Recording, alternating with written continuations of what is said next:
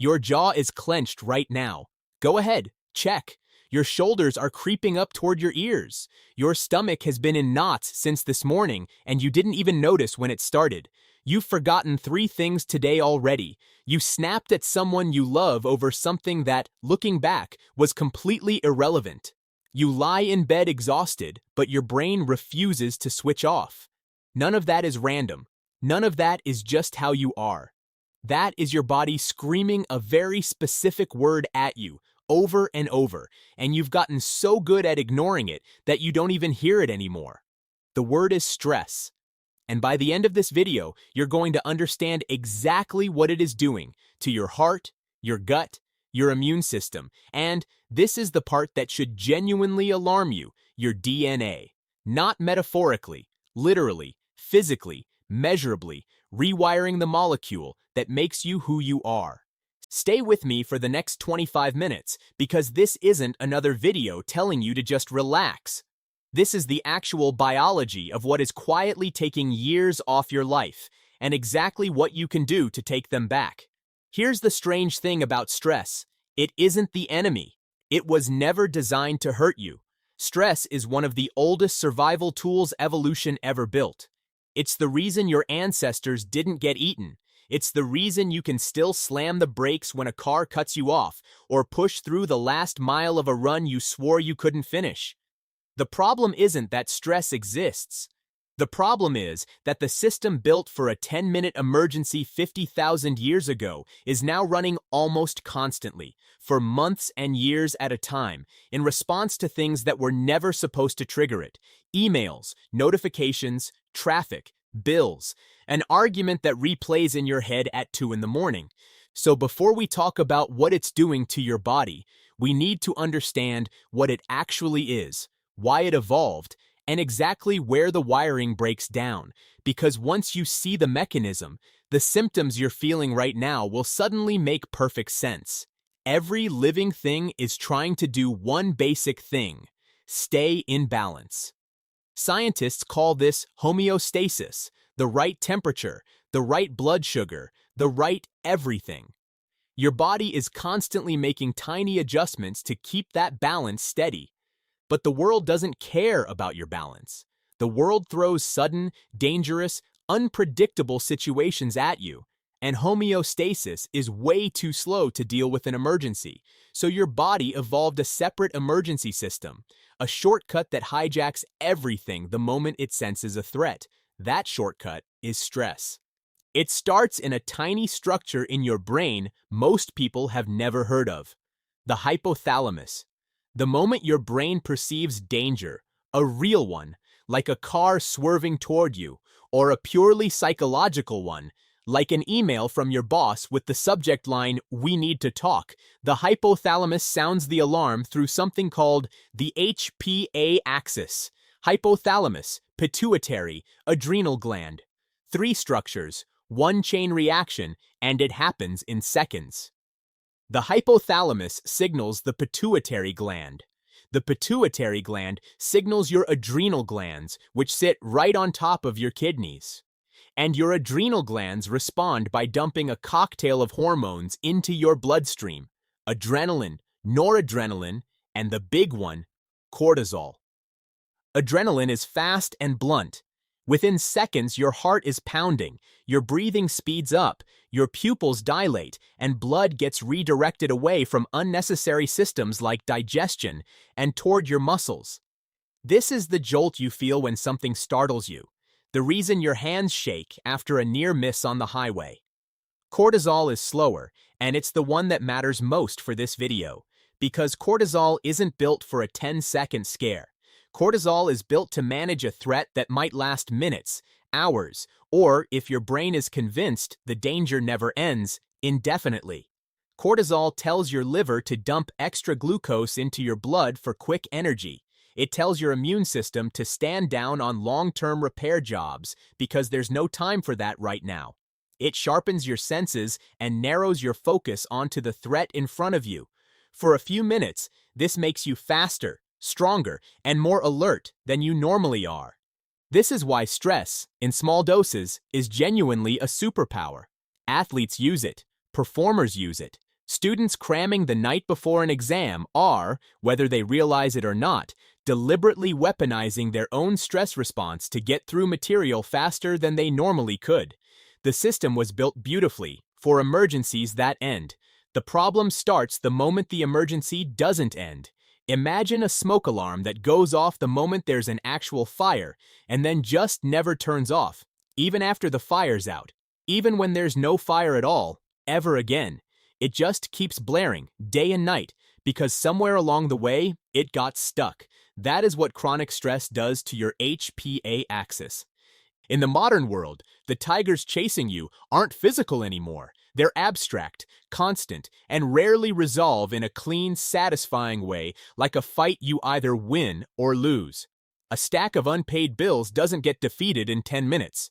A toxic work environment doesn't end when you clock out. It's still there tomorrow and the day after that. Doom scrolling gives your brain a steady drip of perceived threats with no resolution at all. Each of those triggers the exact same hormonal cascade your ancestors used for a life or death sprint. Except now, it's firing dozens of times a day, for years, with almost no release. That is the difference between acute stress, which is protective, and chronic stress, which is one of the most destructive physiological states a human body can be in. And here's the part most people never connect. It's not just feeling stressed out.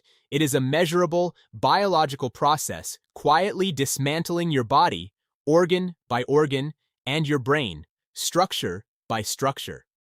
Let's go through exactly what it's doing. Start at the top, because this is where it gets genuinely unsettling. Deep in your brain sits the amygdala, your fear center, the part of you that decides this is dangerous before you've even consciously processed why. Under chronic stress, the amygdala doesn't just activate more often. It physically grows more neural connections. It becomes larger and more reactive. Your brain is, quite literally, building more hardware dedicated to detecting threats, which means, over time, you start perceiving threats where there aren't any. Ordinary frustrations start to feel like emergencies. Small conflicts start to feel unbearable. Meanwhile, right next door, your hippocampus is taking damage in the opposite direction. The hippocampus handles memory, learning, and, critically, it's also one of the main structures responsible for switching the stress response off once the danger has passed. Under sustained high cortisol, the electrical signaling in the hippocampus deteriorates. Its cells lose connections with each other. It can even shrink in size. Think about what that means. The very part of your brain responsible for calming your stress response down is the part that chronic stress damages first. It's a feedback loop working against you. The longer you're stressed, the worse your brain becomes at turning stress off, which keeps you stressed, which causes more damage. This is why chronic stress so often feels like it's accelerating instead of easing over time. Then there's your prefrontal cortex, the part of your brain behind your forehead responsible for planning, impulse control, weighing consequences, and rational decision-making. This is essentially the most you part of your brain, your judgment, your ability to think clearly under pressure. Chronic cortisol causes a loss of synaptic connections here too, and the prefrontal cortex can physically shrink.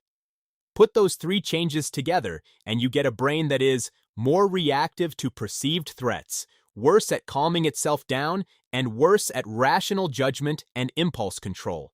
That combination is precisely why chronic stress is so strongly linked to anxiety, depression, and over the long term, a significantly elevated risk of cognitive decline and Alzheimer's disease later in life. And there is one more layer to this that should genuinely stop you in your tracks. Stress can change how your genes are expressed in ways that outlive you. In animal studies, researchers found that early life stress altered which genes were switched on or off in the brain, not the genetic code itself, but the epigenetic tags that control how that code is read. Offspring that experienced more nurturing, lower stress environments developed more receptors for calming stress hormones and became more resilient to stress for life. Offspring raised in high-stress conditions developed the opposite, heightened sensitivity to stress that persisted into adulthood. The most striking part is that these changes were passed down. observed in multiple generations that followed, even when those descendants weren't directly exposed to the original stressor. Chronic stress doesn't necessarily stay contained to one lifetime. That's your brain. Now let's talk about the rest of your body, because cortisol doesn't stop at your skull. Your heart and blood vessels. Adrenaline raises your heart rate and blood pressure every single time it's released. Do that dozens of times a day for years, and you're looking at a direct path toward hypertension. Cortisol makes it worse by interfering with the endothelium, the delicate inner lining of your blood vessels, preventing it from functioning properly. This is now understood to be one of the early steps in atherosclerosis, the slow, silent buildup of plaque inside your arteries. Combine chronically elevated blood pressure with narrowing, damaged arteries, and you have dramatically increased odds of a heart attack or stroke. Your gut. Your brain and your digestive system are wired together through what's often called the gut-brain axis. The instant your brain senses stress, that signal travels down to your intestinal nervous system. This is the actual mechanism behind butterflies in your stomach, but under chronic stress, it goes much further. It disrupts the rhythmic muscle contractions that move food through your digestive tract, contributing to irritable bowel syndrome. It increases your gut's sensitivity to acid, making heartburn more frequent. It can even change the composition of the bacteria living in your gut, which researchers are increasingly linking to your overall physical and even mental health, your metabolism, and your waistline. Cortisol's entire job is to make sure you have energy available for an emergency, so it increases your appetite, specifically your craving for energy, dense, high-carb, high-fat comfort food. Worse, chronically high cortisol specifically promotes the storage of visceral fat, the deep abdominal fat that wraps around your organs. This isn't just cosmetic. Visceral fat behaves like an active organ, releasing inflammatory chemicals called cytokines that raise your risk of heart disease and insulin resistance. Speaking of which, your cells become measurably less responsive to insulin under chronic stress, pushing you closer to metabolic disease. Your immune system. This one's almost cruelly ironic. In the short term, stress hormones actually prepare your immune system to fight injury and infection. But under chronic exposure, that same system gets suppressed in the areas that protect you long term, leaving you more vulnerable to infections, slower to heal wounds, and, some research suggests, at elevated risk for certain cancers and autoimmune conditions. Meanwhile, the inflammatory side of your immune system gets overactivated, contributing to chronic low-grade inflammation throughout your tissues, now linked to almost every major chronic disease we know of. Your cell's aging clock. At the very tip of every one of your chromosomes sits a structure called a telomere. Think of it like the plastic cap on the end of a shoelace, protecting your DNA every time a cell divides. Telomeres naturally shorten with each division, and once they get too short, that cell can no longer divide and effectively dies. Chronic stress has been associated with accelerated telomere shortening, your cells, quite literally, aging faster than they should. And the smaller, everyday stuff. Acne, hair loss, sexual dysfunction, headaches, muscle tension, fatigue, difficulty concentrating, irritability. Every one of these minor annoyances you might be dealing with right now can trace directly back to the same chain reaction we described at the very start of this video, your hypothalamus, sounding an alarm that was only ever supposed to ring for a few minutes at a time, now ringing constantly. Here's what makes chronic stress so dangerous. It doesn't just damage you, it actively sabotages your ability to escape it. Remember, your prefrontal cortex, your rational decision-making center, weakens under chronic stress, while your amygdala, your threat detection center, grows more reactive. In practical terms, that means the longer you stay chronically stressed, the worse you become at making the calm, clear-headed decisions that could actually get you out of the stressful situation in the first place. You become more likely to make impulsive choices. Break things off instead of working through them. Reach for junk food, alcohol, or other quick fixes instead of addressing the actual problem. Snap at people you care about instead of communicating clearly. It's a downward spiral. Chronic stress degrades exactly the mental tools you need to reduce your chronic stress. Left unaddressed, this is precisely why chronic stress correlates so strongly with worsening anxiety and depression over time. It doesn't tend to plateau, it compounds. The good news, and there is real, genuine good news, is that this cycle can be interrupted, deliberately and with tools that are backed by solid research. Step 1. Notice it before it becomes chronic. There's no universal threshold you need to hit before your stress counts. If you feel stressed, you are stressed. Full stop. The goal isn't to eliminate stress from your life. Short bursts of it, when there's a clear endpoint, can genuinely make you sharper and more capable. Studying for an exam, training for a race, preparing for a big presentation, that's stress working the way it was designed to. The danger is specifically the kind with no end in sight. Step 2. Actively wind down. Don't just wait it out. Your body needs a clear, deliberate signal that the emergency is over. That might be time with people you trust, physical movement, time outdoors, or simply doing something that fully absorbs your attention away from the stressor. This isn't laziness. Biologically, this is maintenance, the equivalent of letting a machine cool down before you run it again. Step 3. Use mindfulness and meditation. Yes, actually. It sounds almost too simple, but this is one of the most well-supported interventions we have. Deep, focused breathing and present moment awareness measurably lower cortisol and, over time, have been shown to actually increase the size of the hippocampus, directly repairing one of the structures chronic stress damages most. Meditation isn't telling your brain to calm down. It's giving your nervous system direct, repeated evidence that you are safe right now. Step 4. Exercise. Alongside meditation, physical exercise is one of the two most powerful, well-documented tools for reversing stress-related brain changes, also linked to increased hippocampal volume and improved memory. Your body evolved to burn off adrenaline through physical action. Giving it that outlet, even briefly, closes the loop your stress response is designed around. Step 5, and this is the one people avoid the most. Remove the actual stressor. Mindfulness helps you cope. It doesn't make a toxic job less toxic or a harmful relationship less harmful. If you're able to identify the specific, recurring source of your stress, a draining social media habit, a specific relationship, an environment that's genuinely unsafe or unhealthy, the single most effective intervention is addressing that source directly. That might mean unfollowing certain accounts, setting a firm boundary, changing jobs, or in more serious cases, changing your environment altogether. It's rarely the easy option. It's consistently the most effective one. Step 6. Ask for help. If you're already deep enough into chronic stress that your thinking feels foggy and your decisions feel worse than usual, that's exactly the moment your brain is least equipped to solve the problem alone. And that's not a character flaw, it's the biology we just walked through.